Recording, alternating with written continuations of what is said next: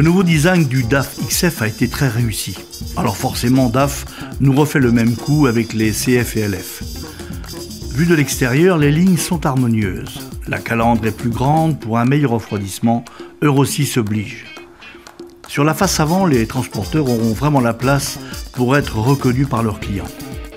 Nouveau pare-choc et nouveau phare à LED avec en option des phares d'angle très utiles pour manœuvrer dans les rues étroites. La clé de contact offre l'avantage de pouvoir contrôler le bon fonctionnement de tout l'éclairage. Clé en main, il suffit de faire le tour du camion. Désormais, plus d'excuses pour un feu clignotant défaillant. À l'intérieur, la planche de bord est volumineuse avec sur le dessus une grande plage, toujours utile pour poser des documents ou des accessoires. À noter que les instruments du tableau de bord restent bien visibles entre les branches du volant. Celui-ci comporte des commandes pour la régulation de la vitesse, le téléphone et la radio. Un écran situé au centre du tableau de bord fournit des infos sur le comportement du conducteur. Il donne des conseils et va jusqu'à le féliciter pour sa bonne conduite. Il ne s'agit pas d'un surveillant, mais bel et bien d'un assistant. On reprochait aux cabines précédentes d'être relativement bruyantes. Avec un encapsulage suspendu au plancher et un levier de vitesse par transmission à câble, le bruit du moteur est désormais considérablement atténué. C'est un détail qui a son importance quand on doit passer la journée à bord. En fait, on est à l'aise dans cette cabine. Il faut bien reconnaître que ce CF a le même look accrocheur, le même confort et la même technique que son grand frère XF. Il est simplement plus petit, c'est tout.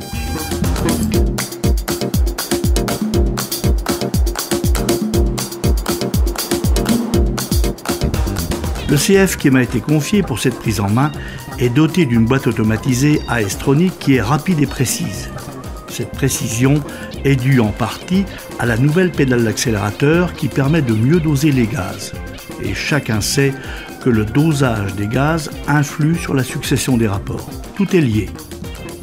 Par ailleurs, l'éco-roll permet d'aller plus loin lorsque l'on roule pied levé et le ralentisseur est optimisé par la boîte qui choisit elle-même le meilleur rapport au bon moment.